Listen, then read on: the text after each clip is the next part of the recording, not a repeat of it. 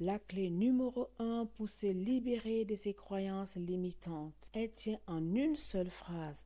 Prendre conscience que ce n'est qu'une croyance, pas une vérité. C'est le point de départ de tout changement. Le problème, c'est que la plupart des gens vivent comme si leurs croyances étaient des lois physiques. Ils se répètent.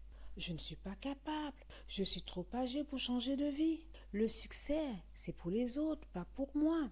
Mais le vrai problème, ce n'est pas la croyance en elle-même. C'est le fait que vous la considérez comme une vérité absolue. Dès l'instant où vous comprenez qu'une croyance n'est rien d'autre qu'une interprétation, une conclusion hâtive ou simplement une histoire que vous racontez à votre esprit, elle perd instantanément son pouvoir. Alors, voici une question puissante à vous poser. Chaque fois qu'une pensée limitante surgit, demandez-vous, est-ce un fait ou est-ce une interprétation? Faisons le test ensemble. Je n'y arriverai jamais. Est-ce un fait? Non. Une prédiction. Je ne suis pas assez intelligente. Est-ce un fait? Non. C'est un jugement. Je suis condamnée à rester comme ça. Est-ce un fait? Toujours pas.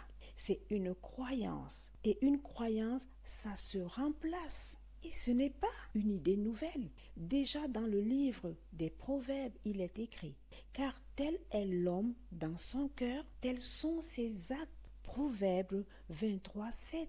En clair, nos pensées et nos croyances profondes façonnent ce que nous devenons. Et c'est exactement ce que la psychologie et les plus grands auteurs modernes confirment aujourd'hui. Dans Psycho-cybernétique, Maxwell Maltz explique que nous agissons toujours selon l'image que l'on a de nous-mêmes. Dans Mindset, Carol Dweck montre que ceux qui réussissent sont ceux qui cessent de croire que leurs capacités sont figées. Et dans Atomic Habits, James Clear enseigne que le changement durable commence quand on modifie son identité. Des textes anciens aux livres d'aujourd'hui, le message est le même. Vous ne pourrez jamais changer de vie tant que vous ne remettez pas en question l'histoire que vous vous racontez sur vous-même.